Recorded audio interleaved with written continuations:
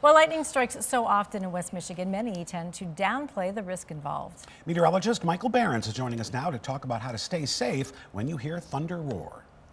Yeah, that's right, guys. Lightning is one of those underrated severe weather risks out there. And not even severe weather. It can happen just with your run-of-the-mill thunderstorms. But because it happens so often, people tend to think that it's not that big of a risk and that it won't happen to them. And unfortunately, too many people end up thinking that in the average year. When it comes to how we get lightning to actually form, well, it all starts with a cloud that comes together. Now, first off, you're not going to get lightning out of most clouds. That's because you're going to have the charges all mixed together, and that means there's not a collective charge at any one point in that cloud. But as the updrafts and downdrafts of the storm start to mix things together, that's where you start to see the negative charges congregate near the bottom of the cloud, the positive charges near the top. And now those negative charges toward the bottom start to reach out in what's called a stepped leader toward positive charges at the surface. Once that starts to happen, it draws those positive charges up from tall objects on the surface. That could be things like trees or buildings or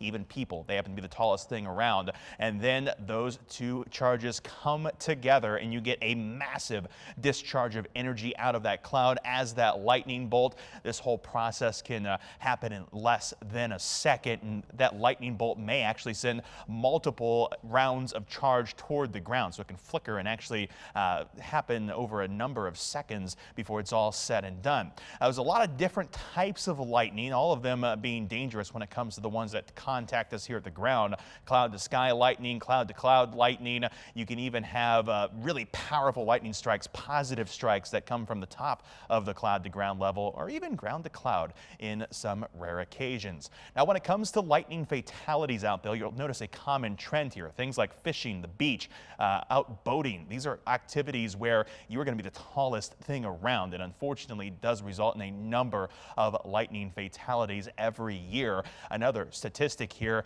men tend to overestimate their safety in a thunderstorm, with 80% of lightning victims being male, according to data from the National Oceanic and Atmospheric Association.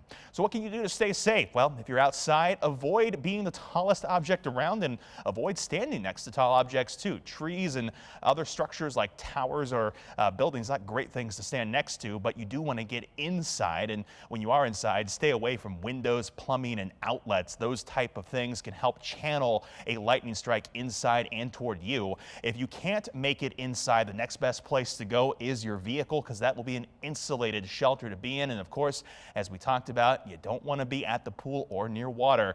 Remember, when thunder roars, you can hear that thunder. Head indoors.